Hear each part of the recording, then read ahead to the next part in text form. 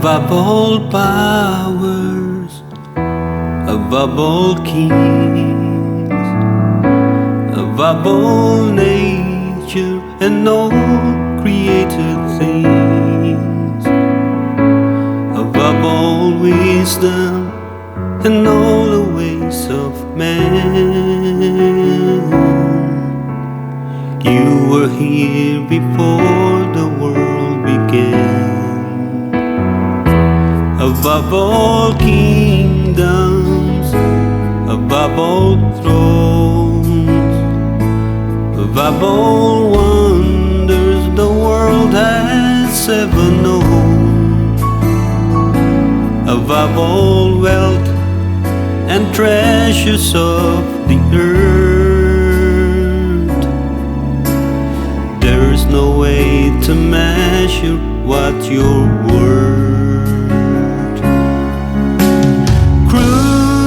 Crucified, laid behind a stone, you live to die, rejected and alone, like a rose trampled on the ground. You took the fall and thought of me above all.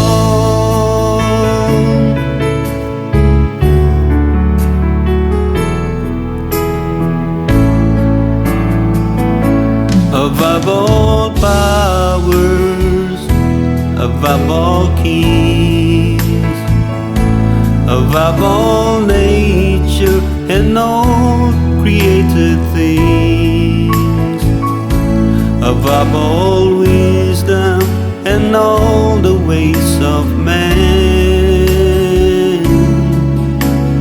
You were here before the world began. Above all kingdoms, above all thrones, above all wonders the world has ever known, above all wealth and treasures of the earth, there's no way to measure what you're worth. Crucified, laid behind a stone, you live to die, rejected and alone, like a rose trampled on the ground. You took the fall and thought of me above all. You were crucified and laid behind a stone, you live to die, rejected and alone, like a rose trampled on the ground. You took the fall and thought of me above all, like a rose trampled on the ground. You took the fall and thought of me above all.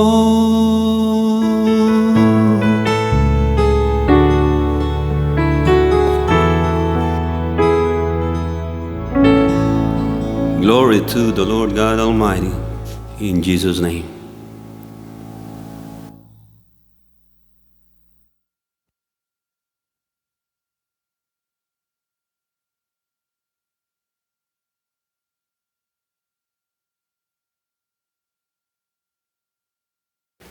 Magandang umaga sa inyo lahat, tanghali man, hapon o gabi.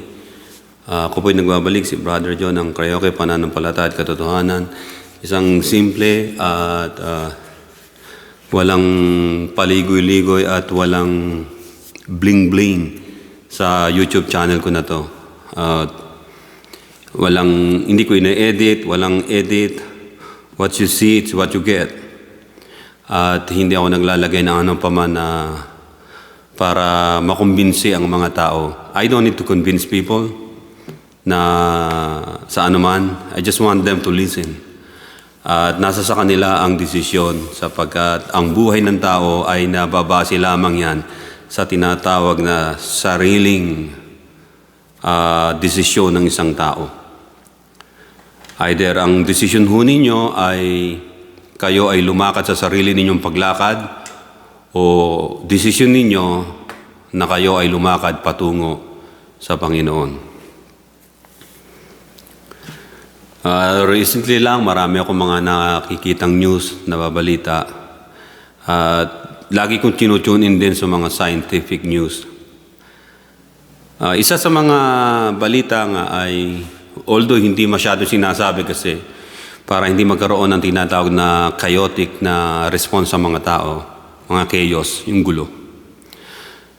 Na 2025 ngayon, so probably mga 5 to 7 years from now ay yung asteroid na sinlaki ng football court. Imagine, football court. Kapag nagtuloy-tuloy ang trajectory ay mai-hit yung Earth, tatamaan. Tulad ng mga sinabi ko sa mga nakaraan, yung dati kong pinreach yung statue na nakita ni Daniel sa panaginip niya na sinabi niya kay King Nebuchadnezzar na yung malaking bato ay tatama sa paanan ng yung tinatawag na statue na mix made of clay and iron. At yung clay and iron na yon sa panahon natin ay era yon. Sapagkat natapos na yung tinatawag na golden era, yung mga bronze era, yung silver, then bronze era, pagkatapos iron era, at ngayon ay anong era ngayon? Yung tinatawag na mga alloy, mga aluminum alloy era. Ibig sabihin, ito yung mga ginagamit sa mga spacecraft ng NASA, National Aeronautic and Space Administration, at sa mga eroplano. Yun ang mga panahon natin ngayon. Yung mga alloy, strong metal yung alloy. So kung babagsak sa panahon natin, wala na tayo sa Stone Age, mga kapatid. Nandito na tayo sa alloy na ito na tinatawag na era na sinasabi ng Book of Daniel. Kung mababasa ninyo yun na yung paa ay tinamaan ng malaking gabundok na size na bato, which is sa panahon natin ngayon ay asteroid. Kung mangyayari man yon ay ito ba ay normal? Normal na kaya na pangyayari ito? Tandaan ninyo,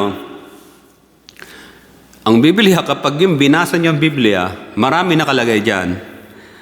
Bakit concentrated ang Diyos, the God Almighty, sa earth? Kakapiraso lang tong earth, di ba?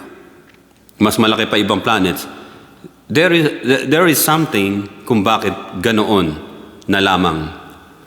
Di ba sinabi ng Biblia na in the beginning God created heaven and earth. So nilikha ng Diyos. So yung heavens, yung mga kinalalagyan ng ibang planet, stars, sapagkat sa Biblia meron tinatawag na tatlong langit. First heaven, second heaven, and third heaven. First heaven, ito nililiparan ng mga atmosphere, nililiparan ng mga ibon, aeroplano, atmosphere. Second heaven, kung saan naroroon yung mga other planets o yung mga Milky Way galaxy, Andromeda galaxy, hanggang sa palayo ng palayo. And then third heaven, which is the throne of God. So makikita natin ang earth ay hindi nyo ba napupuna? Tulad ito ng isang libingan na umiikot lang sa kalawakan, solar system. Marami mga tao ang namatay na at nailibing na sa ilalim ng lupa ng earth. Maraming digmaan na nangyari, maraming pagpatay, maraming pagkawasak ang naranasan ng earth. Sapagkat, tandaan ninyo,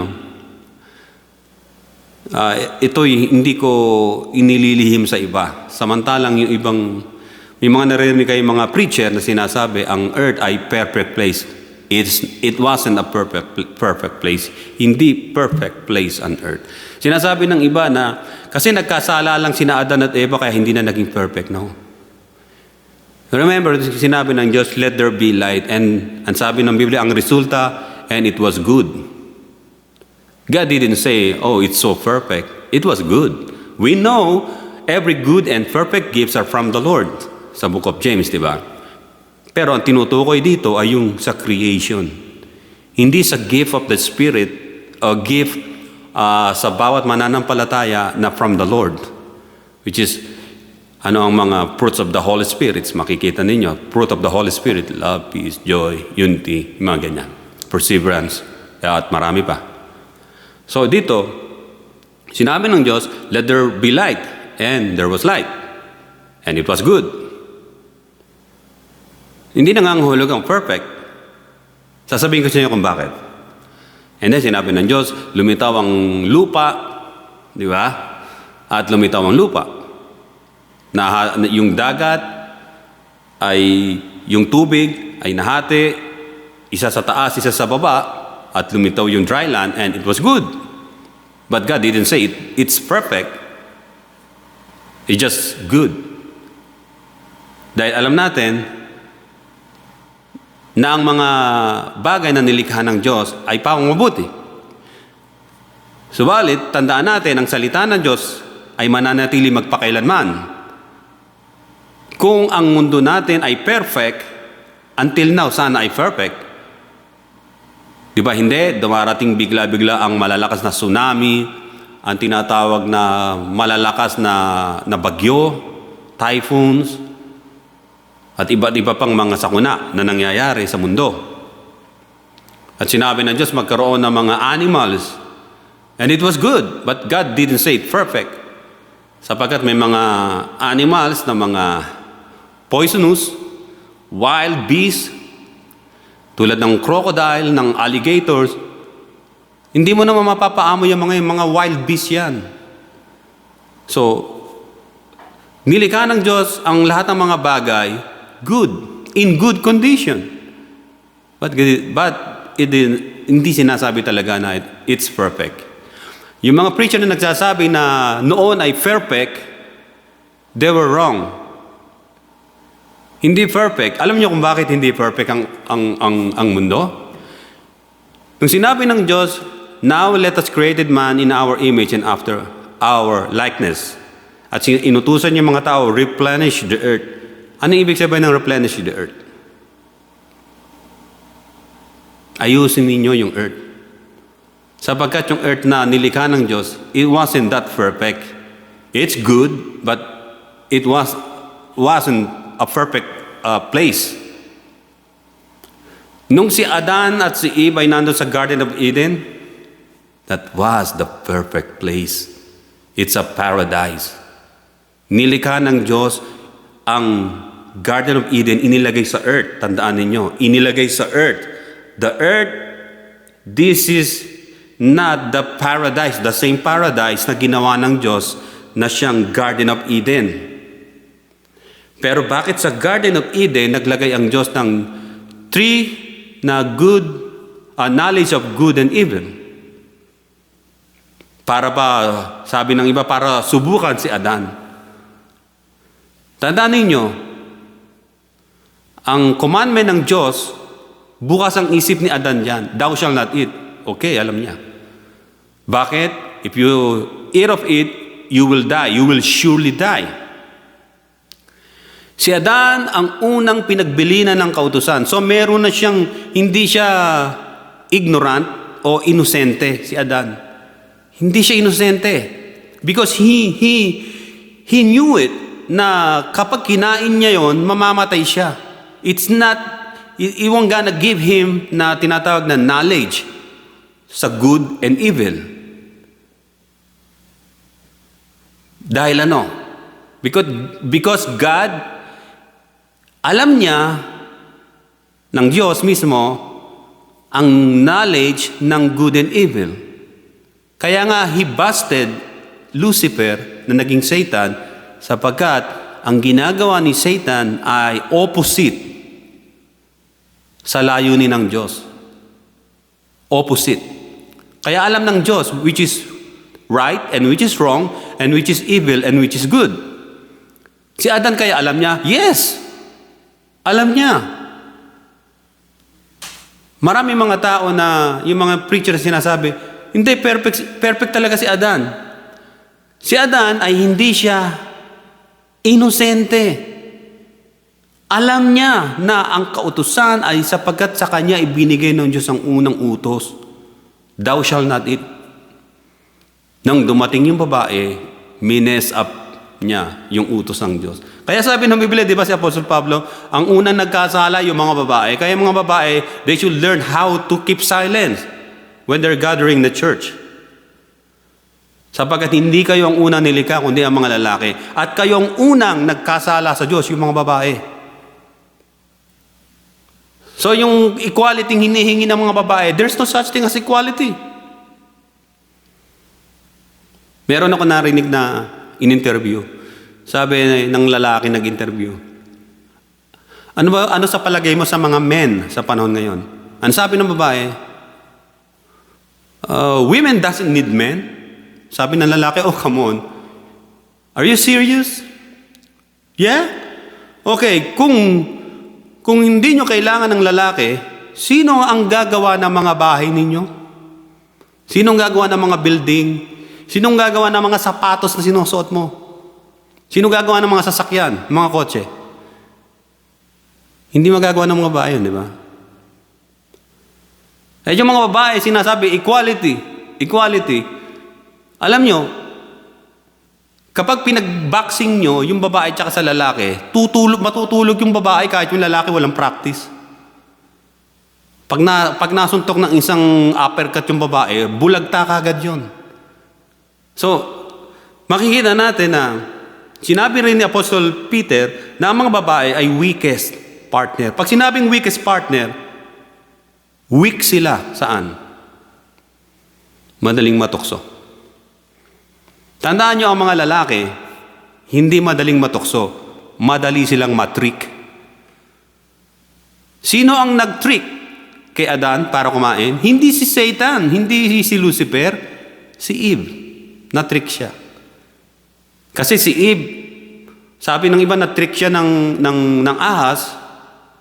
Si Eve kasi, yung mata niya nakapokus. May knowledge na siya na pleasing to the eyes yun At gusto niya magkaroon ng knowledge. Ang gusto niya malaman, ano yung knowledge na yun? But God said, it won't gonna give you knowledge of which is good and evil. It will gonna cost you your life or your future. You will gonna die. Ayun talagang message nun. People will gonna die. At makikita natin doon pala sa Garden of Eden. Makikita, it was a perfect place, but the reasoning of man, yung reasoning ng babae, ay hindi perfect. Kaya yung reasoning niya, yung nag-reason siya, and then here comes Satan. At si Satan, na-trick siya. At yung babae, she applied yung trickery sa lalaki. Kainin mo to, walang nangyari sa akin, tingnan mo. Eh syempre, alam ni Adam na hindi naman siya magkakaroon ng knowledge because he had already knowledge. Si Adam. Why? Siya nagpangalan sa lahat ng animals sa plants Kung hindi siya matalino, pinangalanan niya nga lahat At tandaan natin, maraming nadiskubre na mga footprints. It's a modern man footprints. Ang laki ay from 24 feet long at 3 meters. They were the footprints of giants. Sa akin, according sa ibang Bible na napag-aralan natin nung una, si Adam ay hindi ginawa ng Diyos na isang 5 foot lang o 6 footer siya. Hindi. Paano mong pangangalagaan ang mga malalaking dambuhalang dinosaurs o yung mga ibang puno na malalaki nung panahon na yon? At kung ikaw ay mababa lang, di maaapakan ka. Kaya, si Adam He made little lower than the angels. Ang pinaka-height ng mga angels is nasa 217 feet. Si Adam, below sa 217 feet. Let's say si Adam, nagre-range siya ng 200 feet tall. At ang mga 250 o 200 feet, yung height niya.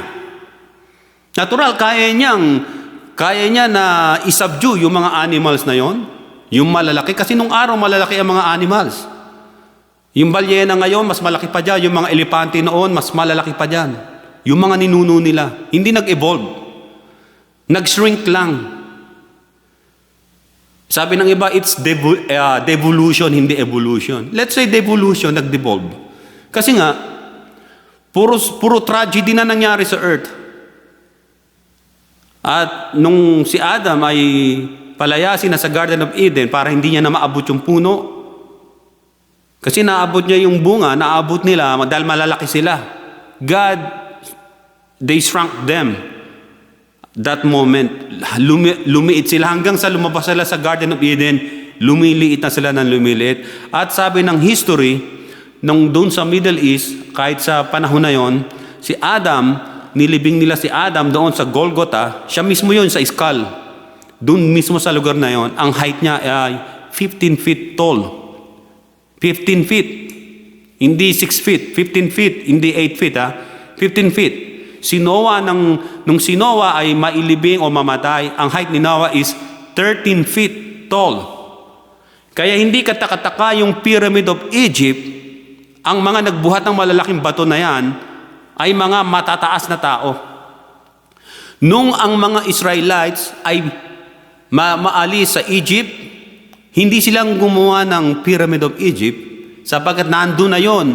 Hindi pa nagiging tao si Abraham, si Terah o yung mga Hebrew people na mga ninuno nila, meron ng pyramid. Yung mga ginagawa ngayon na mga dynasty ng pyramid ng Egypt noong panahon na yon ay nire-reconstruct lang nila. Pero merong ibang gumawa talaga nun. Until now, hindi nila ma-resolve kung sino gumawa eh. Pero sabi ng Biblia, yung mga Israelites, nung panahon ni Moses at ni Joshua, pagpunta nila sa land of Canaan, sa Kanaan, ay nakita nila ang mga tao roon ay higante. Hanggang bewang lang sila. So malalaki. Mga lahi ni Ham yun eh. Mga Hamites, sila ang posibilidad na may kagagawa ng paggawa ng mga pyramid na yun. At hindi lang yun. Kahit yung ibang pyramid sa South America, wala pa yung mga Native Americans, nakita nila na merong mga malalaking tao, mga red hair, giant. At meron nga silang napatay noon sa kuweba. Sinunog nila, tinambakan nila ng bata, tapos sinunog nila, hindi nakalabas. Yun ang history doon sa mga Native Americans. Meron pang mas may nauna sa kanila. Dito sa Amerika. Hanggang doon sa South America. Malalaki sila. Kaya tinatawag sila ng mga tawag ay mga Bigfoot, yung mga ganyan, Sasquatch o Yeti. Maraming katawagan. Pero meron talagang giant. At maraming mga na-discovering mga footprints. Although hindi yan ang topic ko. Hindi yan ang topic ko. Ang magiging topic ko ngayon ay tinatawag na repentance and acceptance of the kingdom of heaven. Acceptance of the kingdom of heaven. Ang pagsisisi at ang pagtanggap sa kaariyan ng Diyos. Sino sa atin dito ang gusto magkaroon ng mahabang buhay sa mundo? Maaring iba sa inyo, ako. Kung ako tatanungin ninyo, ako hindi. Sapagkat ang earth na ito ay replika lamang ng tunay na new heaven and new earth na sinasabi ng Biblia. So, makikita natin dito sa Matthew chapter 4 verse 16 hanggang 17.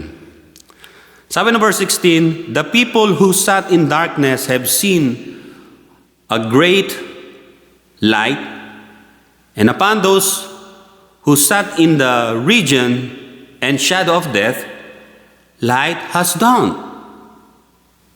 Ang mga tao ay mga nakaupo raw o mga nasa kadiliman ay nakakita ng dakilang liwanag o great light. At yung mga tao na yun na nanatili sa kadiliman at sa tinatawag na anino ng kamatayan ay sa wakas nakakita ng liwanag. At sabi ng verse 17, from that time, Jesus began to preach and to say, repent, for the kingdom of heaven is at hand. Nang si Jesus Christ, sinabi niya sa mga tao, yung mga nasa kadiliman nakakita ng liwanag sapagkat directly sinabi niya sa Biblia na siya ang liwanag. And then, from that time forth, Jesus Christ began to preach and to say, repent, for the kingdom of heaven is at hand. Simple ang sinabi ni Jesus Christ. Para tayo ay makarating sa kingdom of heaven, sinabi niya ba na umanib ka sa anumang religion? No. Sinasabi ng iba na para maligtas ka, you must be born again. Kasi sinabi ron ni Jesus Christ yun. The word you must be born again ay hindi religion. You must be born again, John chapter 3 verse 3 hanggang 3:5. Chapter 3 verse 5.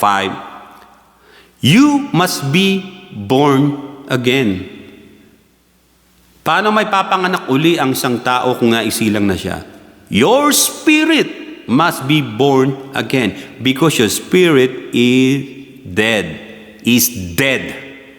Kumbaga sa fetus ay patay sa loob ng tiyan. So, hindi religion na sinabi para maligtas ka, yung mga may nangangaral na ganun, para maligtas kayo, you must be born again. No, hindi. Hindi ang pagiging born again ang makapagliligtas sa'yo. Jesus Christ said na repentance, ang sabi rito, repent for the kingdom of heaven is at hand. Repentance is the key. Hindi pag-anib sa mga born again, hindi pag-anib sa mga protestante, sa mga charismatic, hindi pag-anib sa anumang iglesia o sa anumang denomination o sa anumang religion, kahit anong religion sumasamba sa baka, religion na sumasamba sa mga ahas o anumang religion sa mundo. But with the exception na makakarating ka sa langit, if you repent. Yung repentance na ito, ang hindi nagawa ni Adam at ni Eve nung magkasala sila. Anong ginawa ng dalawa? Si Eve, itinuro niya yung ahas. Imbis na mag-repent, she pointed her finger doon sa snake.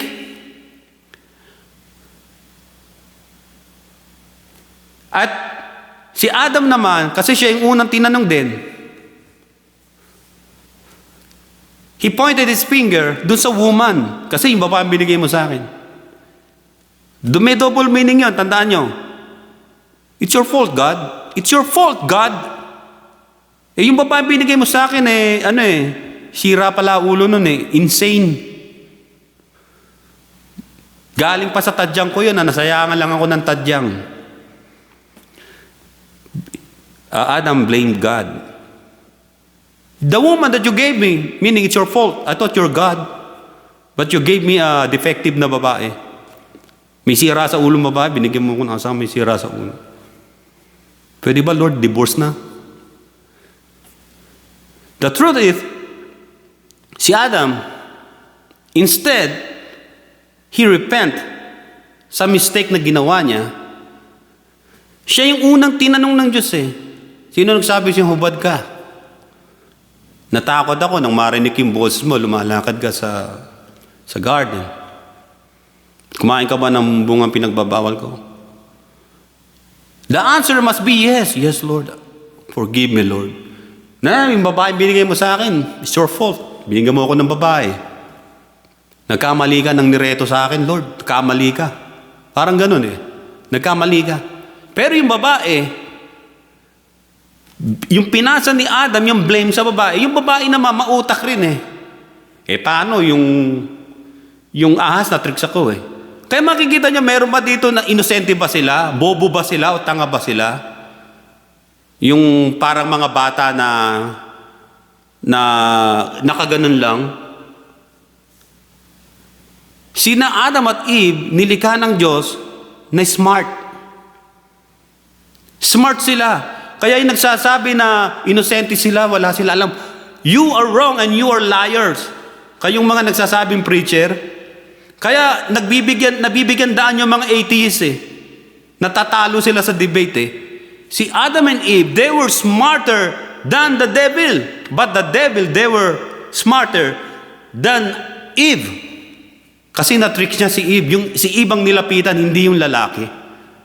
Kaya yung mga tukso, unang lumalapit yan sa mga babae, tandaan ninyo. Sa mga babae. Yung babae muna. At yung babae hindi niya namamalayan na ginagamit na siyang panukso sa lalaki. Ayun na, magkakagulo na sila. Noong ang babae, tinuro niya yung ahas.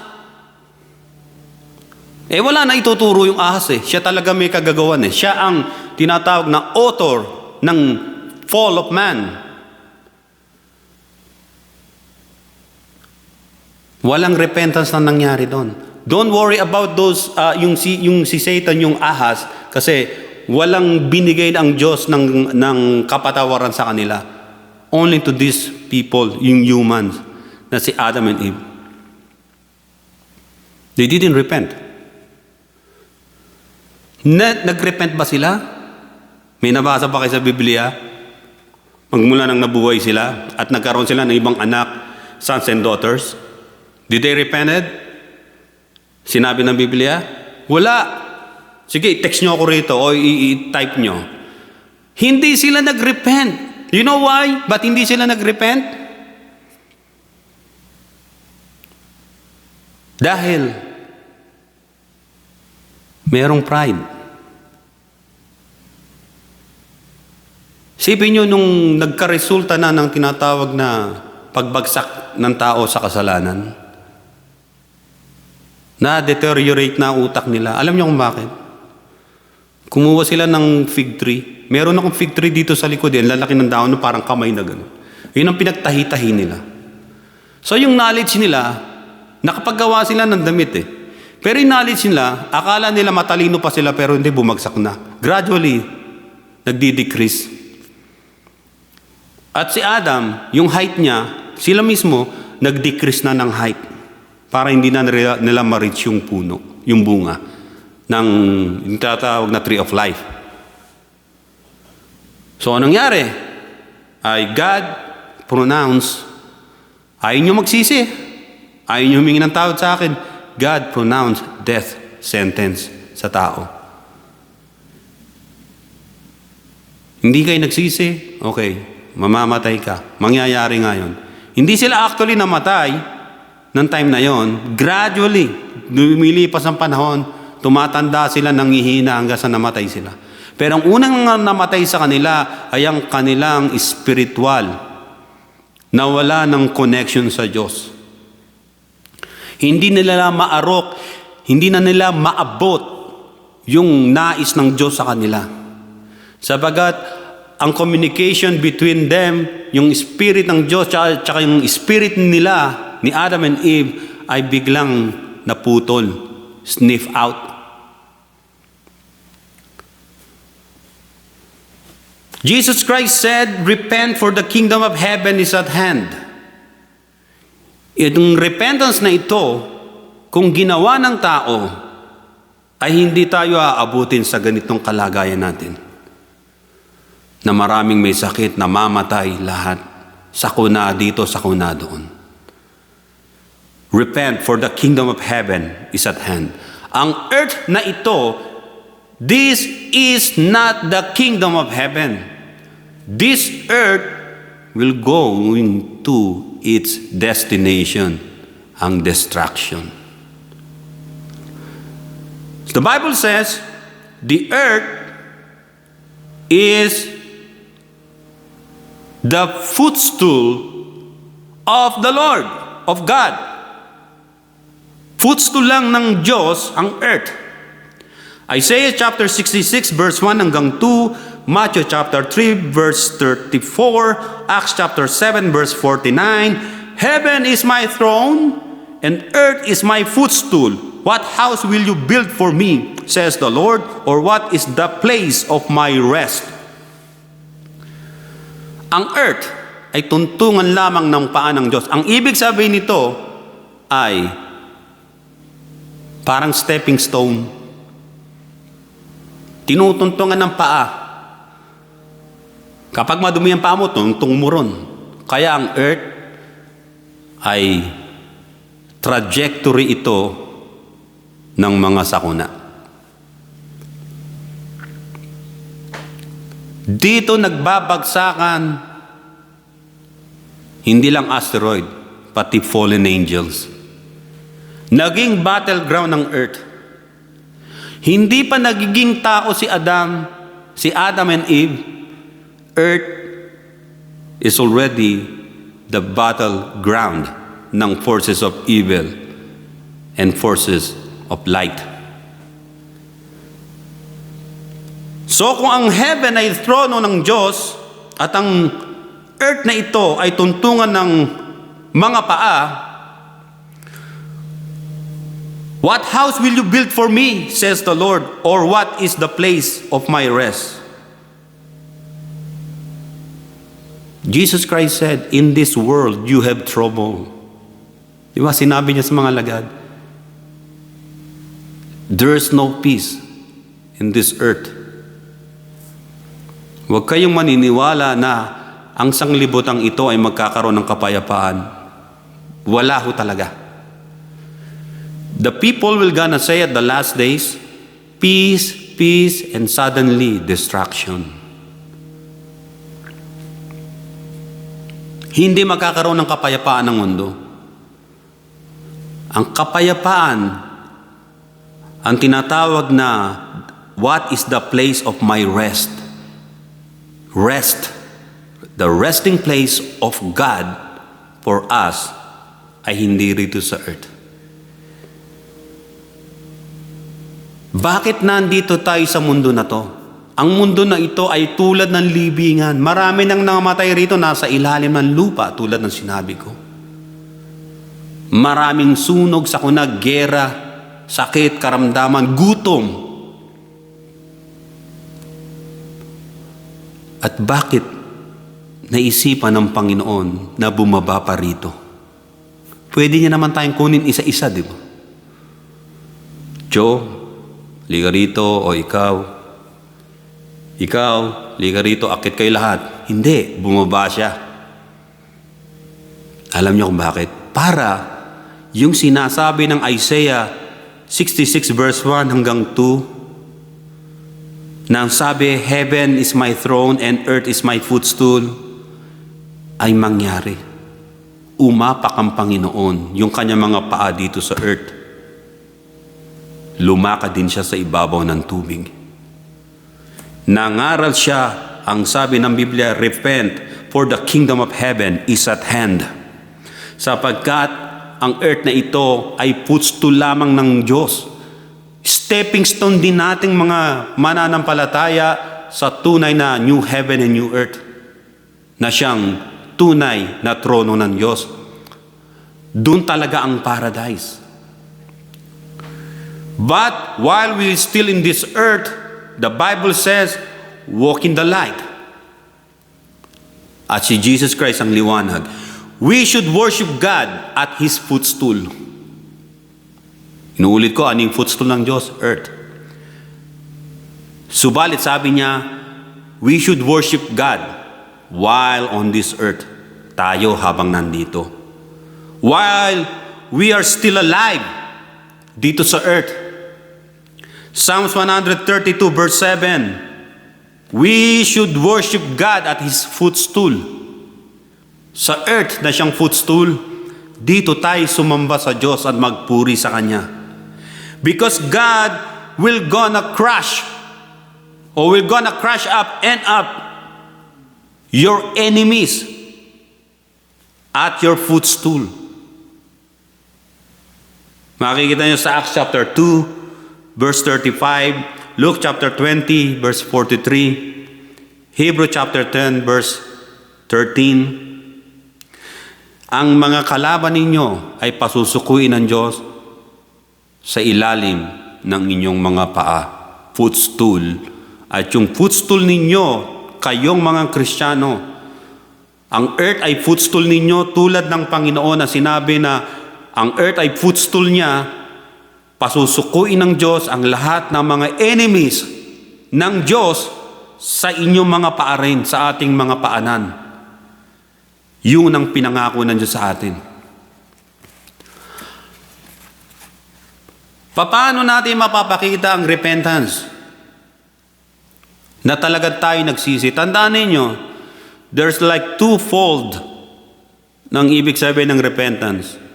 Change your mind and then turn away from your sins. Pag sinabing change your mind, turn away from your sins, in turn away from your sins is a change of heart. Babaguhin mo na ang laman ng puso mo. Yung gawa mo ay mababago na. Ikaw ay magiging ganap na lumalakad na patungo na sa Kanya.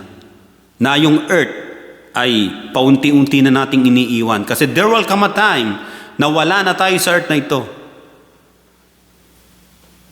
Number one, we should imitate Christ. Yun ang sinabi ng 1 Corinthians chapter 11 verse 1 ni Apostol Pablo. Imitate me as I imitate Christ. Don't imitate your idols. O yung mga artista, don't imitate them. Alam niyo, wala naman silang magandang ibibigay sa inyo, di ba? That was all pure acting. But Apostle Paul said to the Corinthians, imitate me because I imitate Christ. Paano natin imitate si Jesus Christ? Do we have to walk like Christ na o magsuot tayo ng damit o buhatin yung krus natin na literal na bubuhatin sa harapan ng mga tao? Hindi ho ganon. When we say imitate me as I imitate Christ, yung likeness ni Jesus Christ ay embedded na sa ating mga spirit. Nakalagay na. Yan ang sinasabi ng 1 Peter chapter 2 verse 21. For to this you were called. Saan tayo tinawag? Suffering. We are called in suffering. Because Christ also suffered for us. Nag-suffered na siya sa atin. And we should imitate Christ, yung alin? Yung suffering na naranasan niya at napagtagumpayan niya. Marami sa atin dito ayaw ng suffering. Did you know? Yung suffering ay inilalapit ka closer to God. Sapagkat nagpapakumbaba tayo while we suffer. Because Christ also suffered for us. Matatandaan nyo yung dalawang lalaki sa Emmaus na naglalakad after na mabuhay ang Panginoon, 3 days. And then Luke chapter 24 verse 25 hanggang verse sa Luke 24:25. Then he said to them, O foolish ones, and slow of heart to believe in all that the prophets have spoken. Verse 26. Ought not the Christ to have suffered these things and to enter into his glory? And verse 27, and beginning at Moses and all the prophets, he expounded, which is systematically explained and with detail to them in all the scriptures the things concerning himself. Tungkol sa kanya. Dalawang alagad, naglalakad, naging hopeless. Because they heard about Christ na namatay at tong dalawa na to, hindi nila alam si Jesus Christ na buhay. Hindi sila kasama sa 12 disciples o apostle, mga alagad lang, dalawa. Kaya sabi ni Jesus Christ sa kanila, O foolish ones.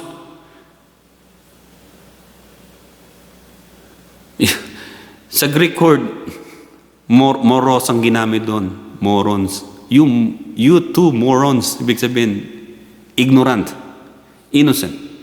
This is not explicit words o pang-insulto sa kanila. Hindi.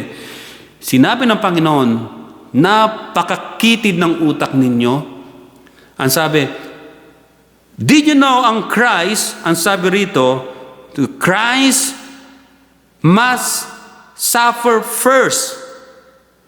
Ang sabi rito, O foolish ones and slow of heart to believe in all that the prophets have spoken. Ought not the Christ to have suffered these things and to enter into His glory? At in the beginning ng scriptures ni Moses, pinaliwanag ni Jesus Christ hanggang sa mga book of prophets, ang tungkol sa Christ na dapat mag-suffered muna bago maka-enter doon sa glory, sa glory ng Diyos. Para yung tinatawag na retribution sa kasalanan ng tao ay ang dugo na mismo ng Panginoon ang siyang kabayaran. Sapagkat nung nagkasala si Adam and Eve, God forgave them by what? By butchering yung lamb. Wala man nakalagay na lamb doon. Yung damit na sinuot nila na binigay ng Panginoon, inalis yung fig leaves, ang ibinigay ay leather o yung gawa sa lamb. First time nilang nakita na yung lamb ay binutcher para bihisan sila. Siguro, either inutusan ng Diyos si Adam, kumuha ka ng lamb o ng sheep, i-butcher mo. Siguro nang hilagpot sila. Yung dugong tumutulo dyan, yan ang pansamantala magpapatawad sa kasalanan ninyo. Hindi pa kayo totally natutubos. Ano lang yan? Kumbaga sa pintura, first primary lang yan. Hindi pa yan ang tunay na pintura. So God covered their sin. Not forgiven, but covered. Not totally forgiven, but covered. Ang dugo ng animals ay nagtatakip lang sa kasalanan pero hindi nagwa-wash out ng kasalanan. Tandaan ninyo, yung dugo lang ni Jesus Christ na ating Panginoon ang siyang totally na naglinis sa ating kasalanan. Hindi kinover, wash out na. Brighter than the snow, ang sabi. Kahit sa anumang kaputian ay napakaputi. Sa lahat ng tatanggap sa Panginoon, yung kasalanan ng taong tumanggap ay nilinis na, hindi tinabunan, nilinis. John chapter 5 verse 46, Jesus said, "For if you believe Moses, you would believe me, for he wrote about me." Kung naniniwala kayo sa sinulat ni Moses, from Genesis, Deuteronomy, sa Leviticus, yung mga Levitical laws, si Jesus Christ ang pinupunto ni Moses doon. Remember, merong tinatawag na suffering, it wasn't intended for the Lord. It wasn't God's para i-prepare ka o for your training. Merong suffering. Do not misinterpret God by this. There's suffering. You suffer right now. You're suffering right now. For what? For doing what is evil. You know, if you made bad decision at yung evil ng ginawa mo, and then there's a suffering. Ang sabi ng 1 Peter chapter 4 verse 15, "But let none of you suffer as a murderer, a thief, an evildoer, or as a busybody." Yung mga mapakialam. In others, people matters. Ito yung sa panahon natin, ito yung mga nakakasuhan ng mga yung paninirang puri sa social media, sa mga print media, yung mga ganyan. Nakakasuhan sila and then nakukulong sila. They are suffering for doing what is evil. Kaya sabi rito, wag ninyong hayaan ang suffering ninyo ay dahil kayo'y murderer. Sapagkat hindi na po tayo makasalanan. Tinubos na tayo ng Panginoon sa ating kasalanan. At yung mga kasalanan natin na yon ay wag daw tayo maging katulad ng mga aso na kapag isinuka na, yung kanyang isinuka ay kakainin muli.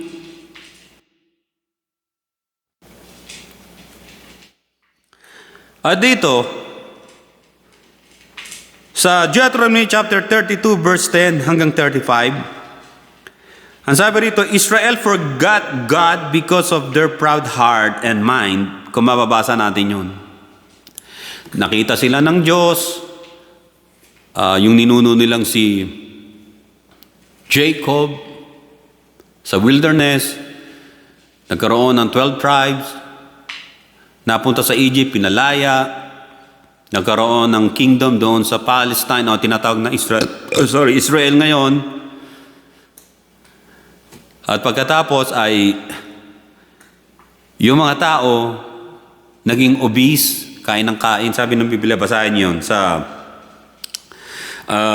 yung binasa ko kanina na Deuteronomy chapter 32 verse 10 hanggang 35. Naging sila, naging matakaw at naging tamad at naging mapang-api na.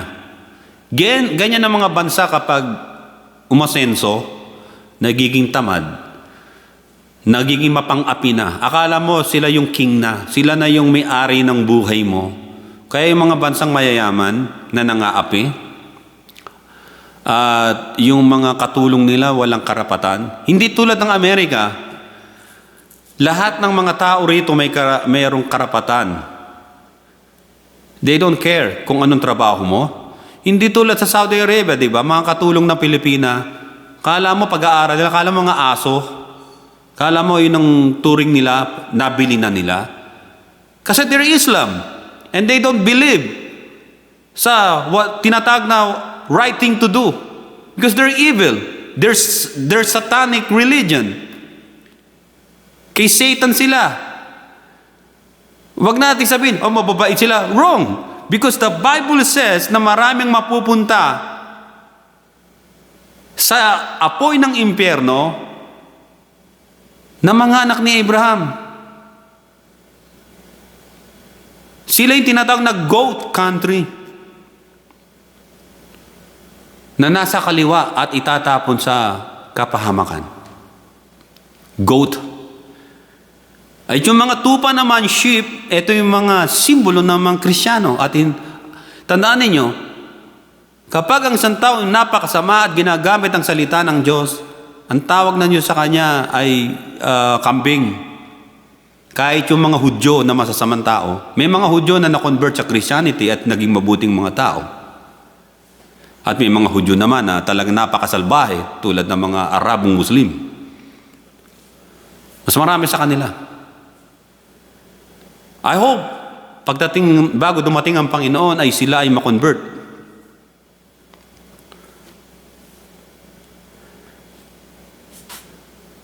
Sabi ng Biblia, ang suffering ay nagdadala sa atin ng pagkakataon na maging malapit tayo sa Diyos. Romans chapter 5 verse 3. And not only that, but we also glory in the tribulations or sufferings, knowing that tribulation produces perseverance, and perseverance, character, and character, hope.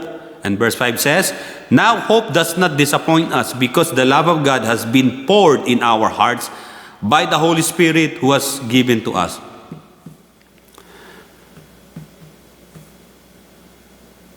The final rest na sinabi ng Biblia Na sinabi ni Jesus, repent for the kingdom of heaven is at hand. At yung sinasabi ng Matthew chapter 5 verse 34, na place of my rest, God said, na sinabi niyang place of my rest. Ano yung place na yon na patutunguhan nating mga nanalig sa Kanya? The final resting place of all Christ believers ay makikita natin sa Revelation chapter 21 verse 4. And God will wipe away every tear from their eyes. There shall be no more death, nor sorrow, nor crying. There shall be no more pain, for the former things have passed away. Yung former things na nangyari doon kay Adam and Eve ay wala na. At yung tinatawag na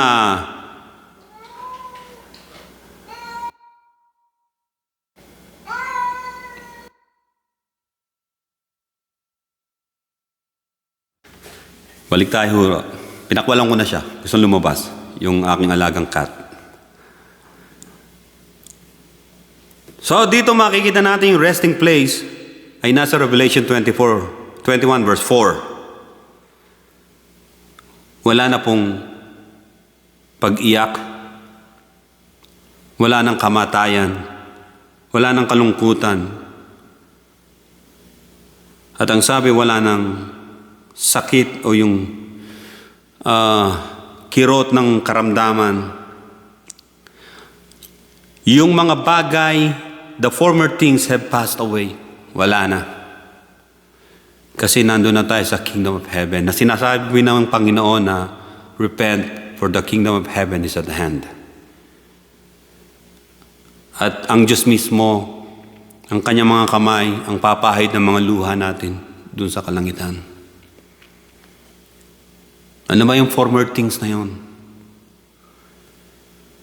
According to Isaiah chapter 43 verse 18, ang sabi, do not remember the former things, nor consider the things of old.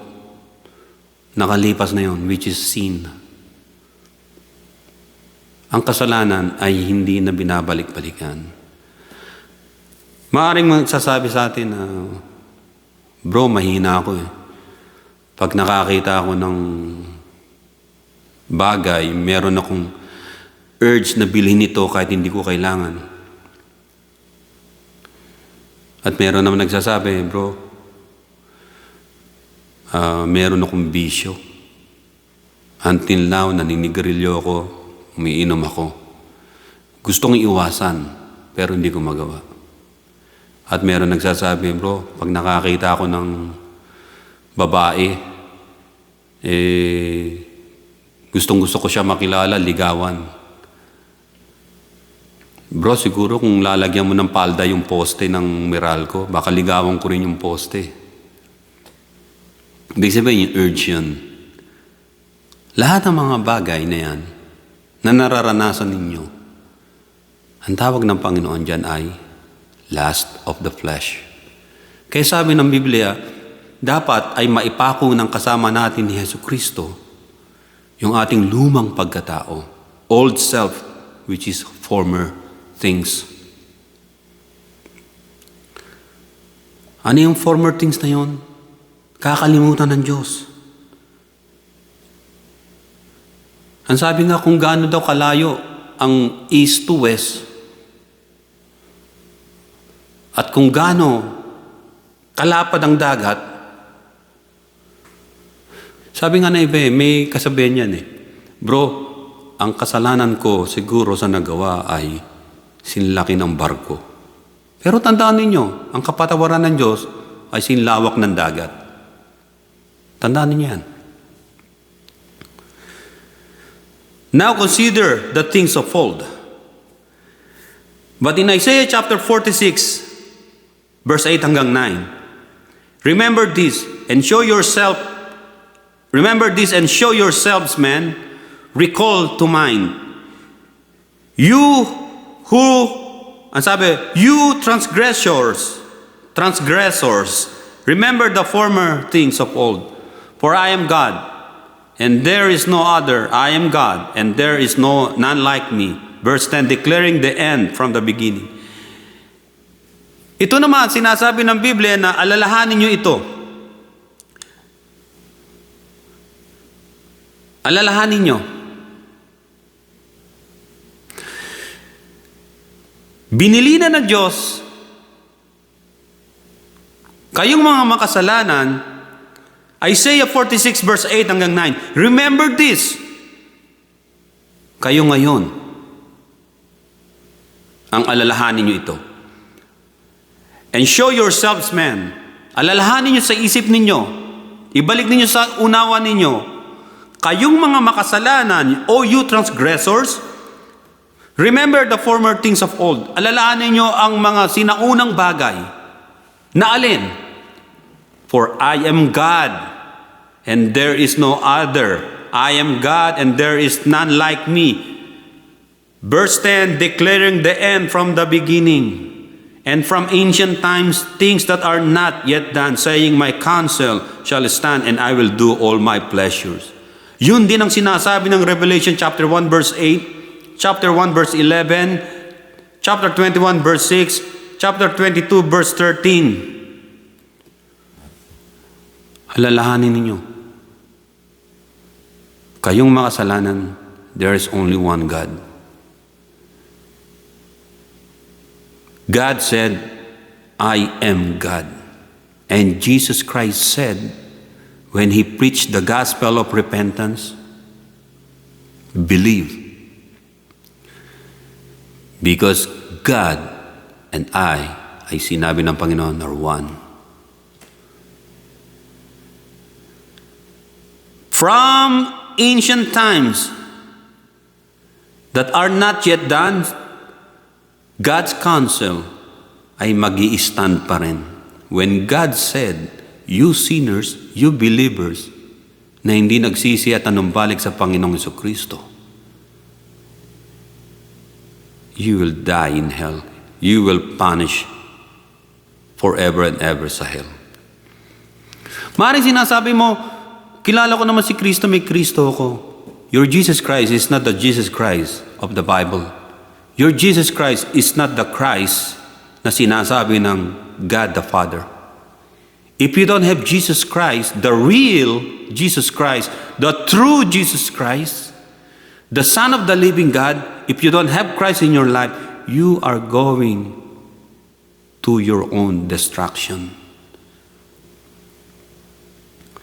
Revelation chapter 22 verse 16, Jesus said, I, Jesus, have sent my angel to testify to you these things in the churches. I am the root and the offspring of David, the bright and morning star. Sinabi ng Panginoon, yung inihulang root and offspring of David sa Old Testament, God in the flesh, si Lord Jesus Christ. Kung pagkakilala mo kay Jesus Christ ay hindi Diyos, kundi tao lang, you're going to hell. Kasi walang taong Diyos sa langit. Yung Kristong makikita sa langit ay Diyos. At hindi lesser God, because He is God. Makikita niyo sa huling kabanata ng Revelation, yung God na nandun ay isang singular light, liwanag na pumaroon ng Panginoon Jesucristo. Nandun na sa kanilang original status o form. Tapos na eh. Wala nang former things. Napatawad na tayo sa kasalanan natin na nagawa ni Adam and Eve. At tinapos ng Panginoon ang pagdurusa natin nung nabayubay siya sa krus ng Kalbaryo. At nung bumalik na ang Panginoon sa Kristo, kinuha na tayo, tapos nilagay na tayo sa kalangitan. Makikita natin, ang Diyos ay sumasalahat na. Nag-iisa. Nag-iisang Diyos. Diyos ng liwanag. Kaya Jesus Christ said, Revelation chapter 22, verse 20, "Surely I am coming quickly." Si Jesus nagsalita. Surely I am coming quickly. Sabi nga ng Biblia, ang 1,000 taon sa tao sa Diyos ay isang araw lang. Kailan nangyari ang pag-akyat ng Panginoon sa kalangitan? 2,000 taon nakakalipas. 2 days pa lang. Yung pagdating ng Panginoon, there's 1 day sa Kanya, pero 1,000 years sa atin dito. That is His millennial reign. Pagbalik niya. So darating na siya. Para yung 1,000 years na pamumuno niya sa mundo kasama ang mga alagad niya, ang mga mananampalataya na may kabanalan na pamumuno, ay mangyari. So magmula nung umakyat ang Panginoon sa kalangitan, 2,000 years ago, sabi ng Biblia, "Surely I am coming quickly." Revelation 22 verse 20. Para yung 1 day na yon, sa bilang ng Diyos, 1 day, pero sa atin, 1,000 years. Millennial reign na yun. Maghahari ang Panginoon. Maraming salamat sa inyo, sa inyong pakikinig. At tandaan ninyo na hindi nyo kailangan na kayo po ay gumamit ng anumang mediator sa Diyos. There's only one mediator between God and man. That's our Lord Jesus Christ. 1 Timothy 2:5. Siya ang inyong tanggapin at kilalanin. Tanggapin niyo siya sa panalangin. Manalangin kayo, I encourage you, I dare you na manalangin kayo, pumunta kayo sa room nyo, i-close nyo yung mata nyo, pumikit kayo. Manalangin kayo ng pagtanggap sa Panginoon. Sabihin nyo, Panginoon, tinatanggap kita, Panginoon sa Kristo. Nananalig ako sa inyo. Mararamdaman ninyo na yung Holy Spirit ay sumasa inyo. Mararamdaman ninyo yan. Malalaman ninyo na hindi kayo nag-iisa sa panalangin ninyo. Sabi ng Biblia, ang sino mang tumanggap sa Panginoon, magpapasok sa kanyang puso na si Jesucristo ang gawin niyang tagapagligtas. Mananahan ng Panginoon sa inyo. Makakasama niyo ang Panginoon hanggang sa huling panahon ng sanglibutan ito. Maraming salamat sa inyo. Ito ang inyong kapatid sa mananampalataya, si Brother John ng Creoke Pananampalataya at Katotohanan. God bless inyo lahat. To God be the glory in Jesus' name. And everybody say, Amen. Amen.